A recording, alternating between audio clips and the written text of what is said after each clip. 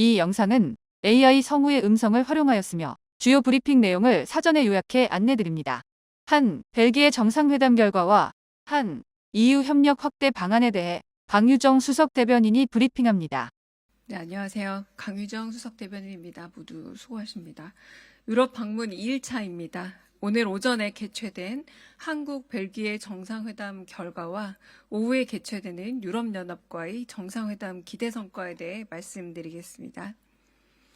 이재명 대통령은 오늘 오전 벨기에 브뤼셀에서 바트 드 웨브흐 총리와 정상회담을 갖고 올해 수교 125주년을 맞이한 양국 간 관계 발전 방안과 주요 지역 국제 정세 등에 대해 논의했습니다.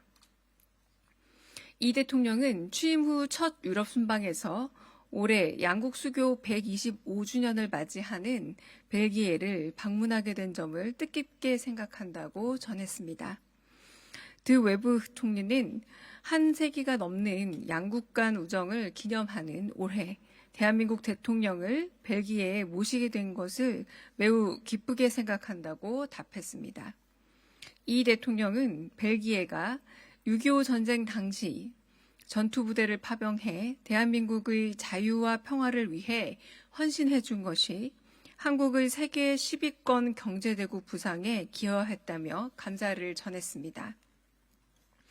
드 웨브흐 총리는 양국 간 역사적 유대가 양국 관계의 든든한 기반으로 자리 잡고 있다면서 벨기에가 유엔사 회원국으로서 앞으로도 한반도의 평화와 안정을 위해 지속 기여해 나가겠다고 대답했습니다.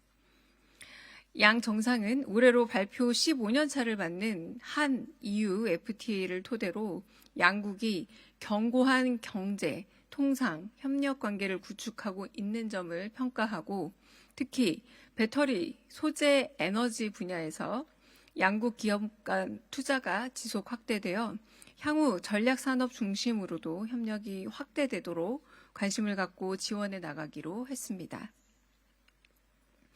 양측은 이번 방한 계기로 체결되는 중소기업 및 스타트업 발전 협력에 관한 양해각서를 통해 양국 중소기업 간 소통과 협력을 강화하고 양국이 중소기업의 상호 해외 진출 거점으로 역할하며 동반성장할 수 있도록 함께 노력해 나가기로 했습니다.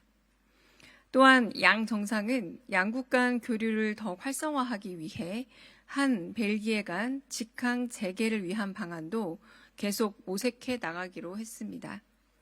이 대통령은 벨기에에 위치한 세계 최고 수준의 반도체 연구기관인 아이맥에 120명의 여명의 한국인 연구진들이 벨기에 등 유수 연구진들과 나노 반도체 분야에서 협력하고 있음을 언급하며 아이맥을 통한 양국 간 연구 협력이 지속 확대되어 미래 반도체 기술 발전에 따른 혜택을 함께 누릴 수 있기를 희망한다 했습니다.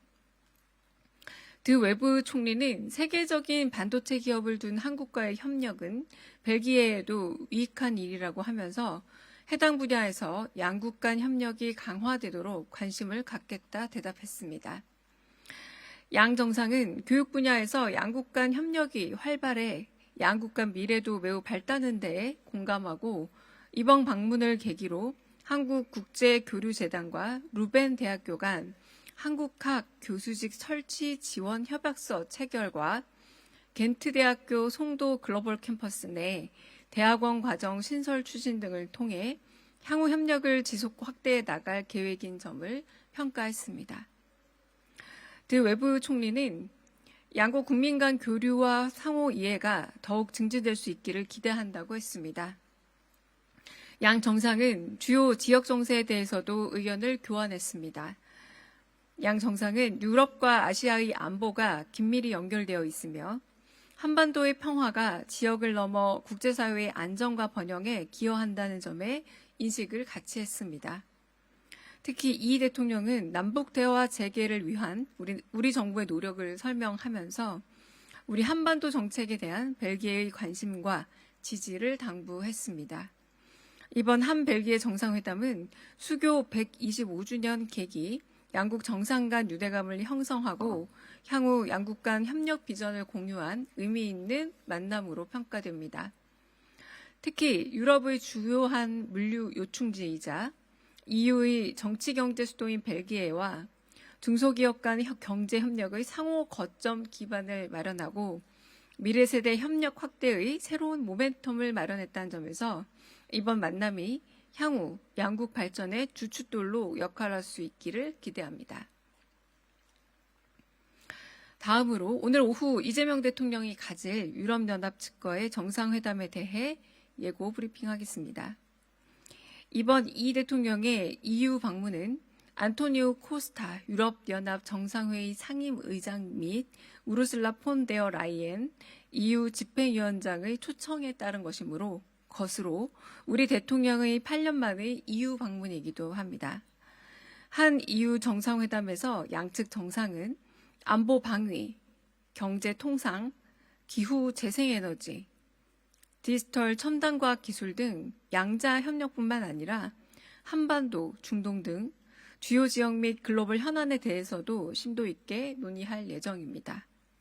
EU는 우리의 3대 교역 파트너입니다.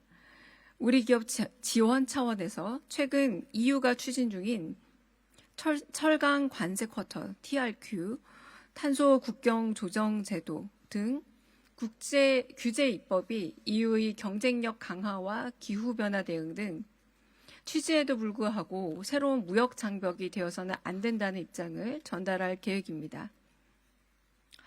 또한 위 사안들에 대해 양측이 계속 긴밀히 소통해 나가고자 당부할 예정입니다.